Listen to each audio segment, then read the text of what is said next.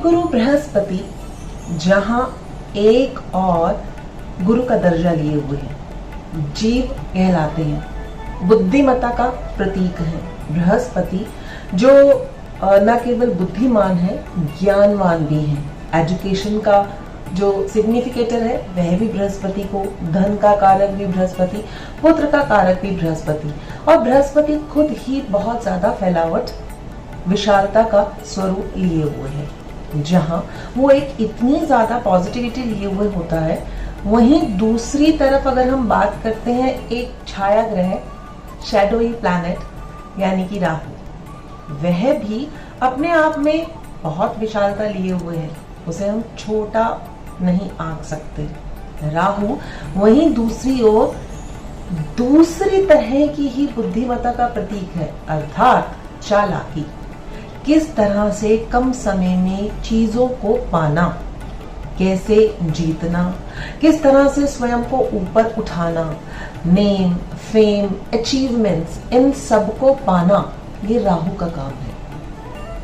अगर किसी के भी हॉरोस्कोप में Jupiter along with the Rahu they are conjunct, यानी कि बृहस्पति और राहु की युति हो जाती है, जिसे अमूमन तौर पर हम गुरु चंडाल योग कहते हैं।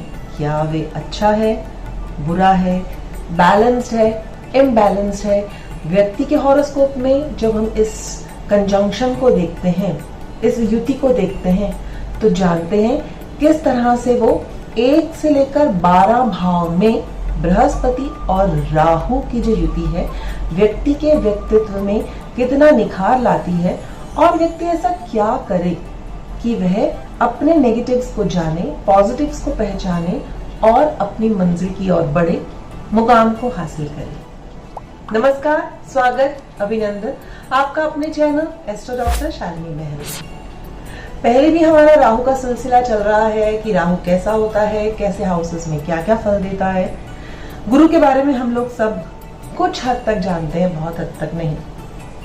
कहते हैं राहु भी 10th हाउस में अच्छा होता है, और जहां गुरु यानी कि बृहस्पति 10वीं राशि अर्थात कालपुरुष की राशि में नीच का होता है, अगर वह दोनों वहां इकट्ठे हो जाए इन द 10th हाउस, या लगन से लेकर 12 भाव में इकट्ठे हो, तो वह क्या फल देते हैं, आइए जानते हैं।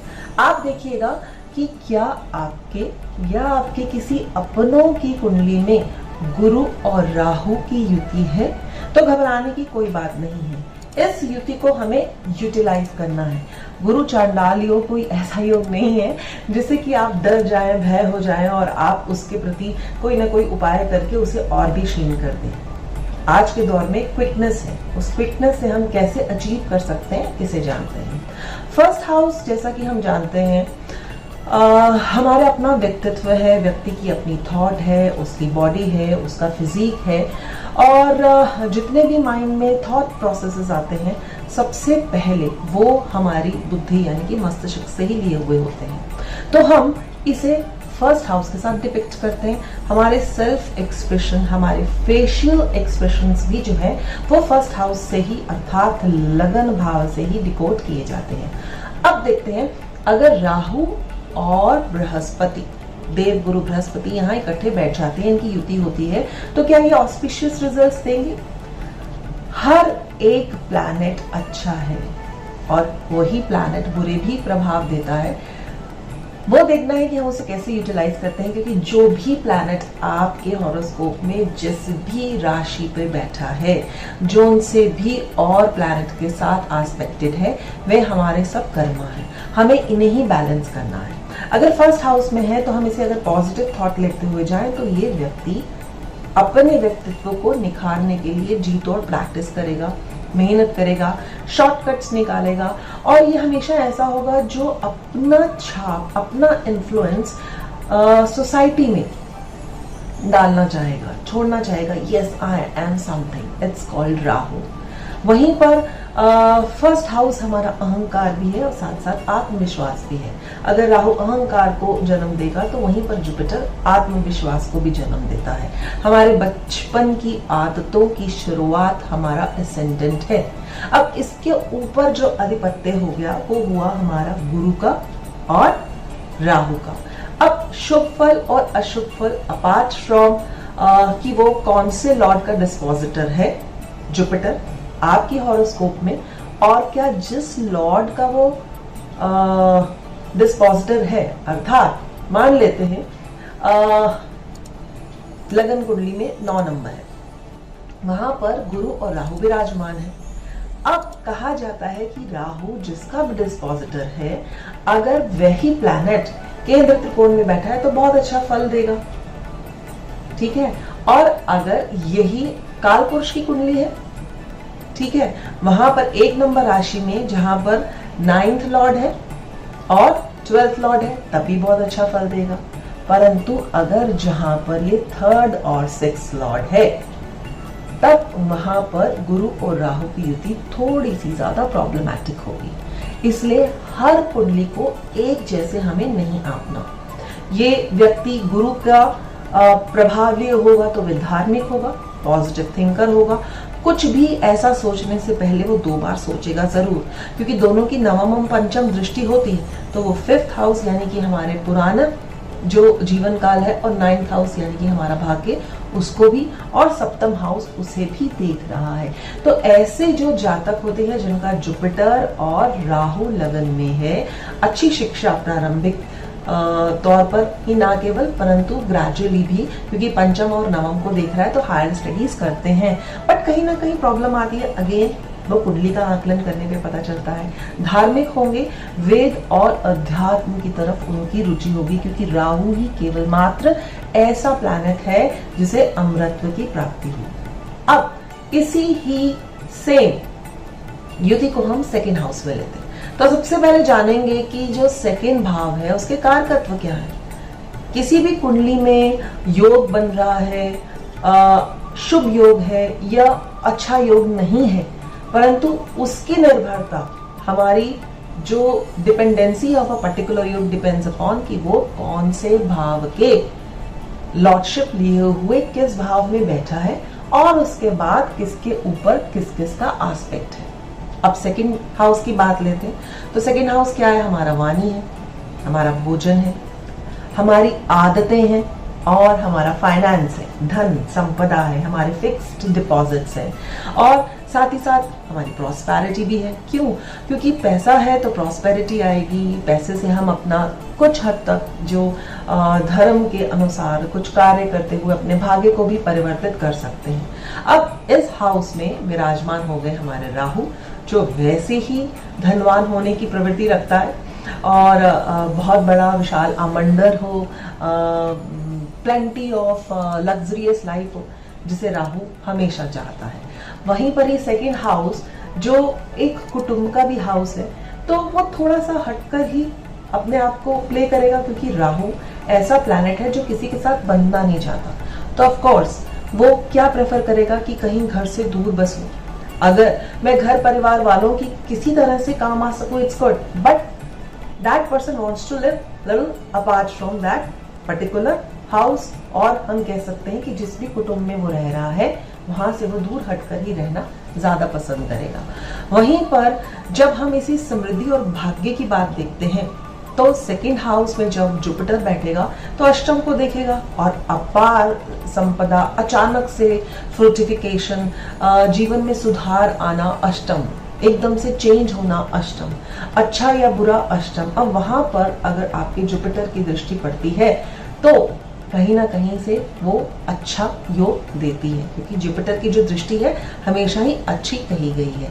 वहीं जो हमारी बेसिक एजुकेशन है वो भी हम 2nd हाउस से लेते हैं। तो उस व्यक्ति की जो बेसिक एजुकेशन होगी साथ में रहने के कारण, जहां पर जुपिटर और राहु विराजमान है इन द 2nd हाउस, थोड़ी सी ज्यादा अच्छी होगी। हाँ, इसमें हमें ये जरूर देखना चाहिए कि क्या राहु जुपिटर को ग्रस्त कर रहा है, यानी कि the degree of both the planets are very much important. Rahu वक्री चलता है हमेशा। अगर गुरु आपकी हॉरोस्कोप में वक्री नहीं है, जिसके विषय में हम बाद में बात करेंगे, अगर रेट्रो नहीं है और मार्गी है, तो देखेंगे कि क्या वो जो जुपिटर की डिग्री है, फॉर एग्जाम्पल 15 डिग्री का जुपिटर है और 10 डिग्री का राहु है, वो बैक चलेगा तो किसी भी तरह से राहु के ऊपर इम्पैक्ट नहीं डालेगा बुरी तरह से। परंतु वही राहु जहां 15 डिग्री का जुपिटर है और वह राहु 18 डिग्री का हो गया तो बड़ी टाइट सी युति होगी। वहीं 20 डिग्री का हुआ बैक जाएगा राहु, तब वहां पर भी वह जुपिटर को ग्रस्त करेगा। तो बहुत सी चीजों को देखना बहुत अधिक आवश्यक होता है जब हम किसी भी योग युति की बात करते हैं। इसलिए कभी ये सोच कर अरे आपका तो ये गुरु चंडाल योग बन रहा है, सेकंड हाउस में बन रहा है, फर्स्ट हाउस में बन रहा है, अच्छा नहीं है, त्रिक भावों में बन रहा है, त्रिषिडाय भाव में बन रहा है, आप इसका उपाय करें। नो, ऐसा मत करें। पहले देखें, जांचें, पड़तालें। यह व्यक्ति कुछ स्वभाव में देखें तो जिद्दी होगा। अगर जो ठान लेगा वह उसे पाने की हद तक पहुंचने की कोशिश करेगा। तो आप ही बताएं कि ये पॉजिटिव है या नहीं? ऑफ कोर्स पॉजिटिव है। हाँ, अगर छोटा बच्चा है, जिद पकड़ लेता है कि मुझे यही टॉय चाहिए, तो कहते हैं ना कि बच्चे बहुत एकदम से फैल जाते हैं किसी भी शॉप में, we want this toys at this particular time. That case में बी डिफरेंट, क्योंकि वो उसका बचपन का भी समय है। द सेकेंड हाउस वो पेरेंट्स के आगे गिड़गिड़ाएगा और मांगेगा चीजें। वही बड़े होकर खुद उसे पाने की कोशिश करेगा। फिर हम ये देखेंगे कि उसकी युति और संबंध कहाँ कहाँ और कौन कौन से भाव से है। अब जिद्दी होना बुरा भी नहीं है। तो जैसे अब फर्स्ट और सेकंड हाउस में हमने देखा कि दोनों ही जो ग्रह हैं अपना अच्छा प्रभाव भी दे रहे हैं और बुरा प्रभाव भी दे रहे हैं। तो हमें देखना है कि जो हमारा बुरा प्रभाव है हम उसे किस तरह से पकड़ सकते हैं और जो अच्छा प्रभाव है उसे और कैसे कर सकते हैं। यानी कि सेकंड हाउस में अगर जिद की बात करी तो अगर उसे एक अच्छा सा मेंटोर मिल जाता है, वो ऐसी जिद करता है जिसमें कुछ पाने की उम्मीद हो या सेवा भावना की उम्मीद हो, क्योंकि पंचम दृष्टि छठे भाव पे भी पड़ती है और छठा भाव सेवा का भी भाव होता है, तो वहां से भी वे प्रगति कर सकता है। अब बात करते हैं, अगर जुपिटर और राहु का जो युति है व्यक्ति के हॉरोस्कोप में उसके थर्ड हाउस में। थर्ड हाउस हमारा मेंटल इंक्लिनेशन यानी कि हमारी स्मरण शक्ति को भी बोलते हैं। हमारी कितनी कैपेसिटी है, हमारी यादाश्त कितनी है, हमारी क्षमता कितनी है, मानसिक क्षमता, वो हम थर्ड हाउस के साथ लेते हैं। क्योंकि पंचम भाव हम एजुकेशन से लेते हैं, पंचम का जो 11वां भाव है वो थर्ड है। यानी कि जो भी हमने याद किया क्या वो हमें याद है और कितने लंबे समय तक याद है, हमारी बौद्धिक क्षमता वह हमारे थर्ड हाउस से आई। हमारी कौशल, हमारी सीखने की क्षमताएं, हमारे छोटे भाई बहन, साथ में बोले तो हमारे पड़ोसी, विशेष रूप में ये यात्राओं का भी भाव है। और Rahu is become very fond of moving, क्योंकि छाया ग्रह है तो उसे घूमना बहुत अच्छा लगता है। और थर्ड हाउस में अगर राहु बैठा है तो यकीन मानिए कि कुंडली में बहुत अच्छा योग आपको दे रहा है। थर्ड हाउस में राहु आपको यात्राएं कराता है, दूर पढ़ाता है, हो सकता है एक हॉस्टल लाइफ देता हो। तो अब यहाँ पर राहु अगर आपका जुपिटर के साथ है, जुपिटर क्या है, वो एक बुद्धि का कारक है और वहां पर अगर वो अपना फैलावट करता है तो इसका मतलब कि आपके पड़ोसियों के साथ आपके संबंध अच्छे होंगे, आपकी बौद्धिक जो क्षमता है वो भी अच्छी होगी। क्योंकि थर्ड में बैठा वो अगर पंचम को भी देखता है तो इन दोनों की दृष्टि, पंचम दृष्टि सप्तम भाव में पड़ रही है। तो collaboration with partners they are become very good and you make utilization of it in order to exploit your business और एनी टर्म्स और the relationship after marriage and all. So third भाव में बैठा हुआ राहु और जुपिटर हमें media की तरफ लेके जाता है। थर्ड हाउस का राहु और जुपिटर उसका बैठा हुआ उसमें फैलाव करता है। वहीं डिजिटल मार्केटिंग के लिए ये अच्छा है। साथ साथ जो भी लेखक हैं, डिफरेंट तरह के कलाकार हैं या फाइनेंस डिपार्टमेंट में है, यस, जो आप देखेंगे सेकंड और 11th हाउस का संबंध मैंने पहले भी बताया है। अगर हमारे पंचम से बनता है, लगन से बनता है, तो वो व्यक्ति अकाउंट्स लेता है। अगर देखिए उसके थर्ड हाउस में कहीं राहु है तो वो सीए अगर एग्जाम्स क्रैक करना चाहता है, षष्टम भाव उसका बहुत ज्यादा बली है, तो वो अवश्य कॉम्पिटिटिव सक्सेस प्राप्त करेगा ही। विदेश में भी जाएगा अगर किसी का थर्ड हाउस में राहु और जुपिटर युति संबंध दे रहा है, क्योंकि थर्ड में बैठे हुए ये सप्तम को देखेंगे और नाइन्थ को भी देखेंगे, तो नाइन्थ भी विदेश यात्रा को दिखाता है, सप्तम भी दिखाता है। तो देखिए कि कितना अच्छा योग है ये, जिसे आप बोलते हैं कि गुरु चंडाल योग है, अच्छा नहीं है। आपको ये देखना होगा कि ये दोनों किस डिग्री पे बैठे हैं, कौन से हाउस के लॉर्डशिप लेकर जो है जुपिटर आपके प्रत्येक भाव में बैठा है और कैसा इम्पैक्ट है। डरना नहीं है। अगली सीरीज में आपको बताऊंगी कि नेक्स्ट जो भी हाउसेस है उसमें गुरु और राहु की जो युति है वो कैसा प्रभाव देगी व्यक्ति के व्यक्तित्व में। जल्द मिलते हैं अपनी नई वीडियो में। इसी के साथ अपनी वाणी को विश्राम देती हूँ। वीडियो पसंद आई हो तो do like, subscribe and share. धन्यवाद। प्रणाम।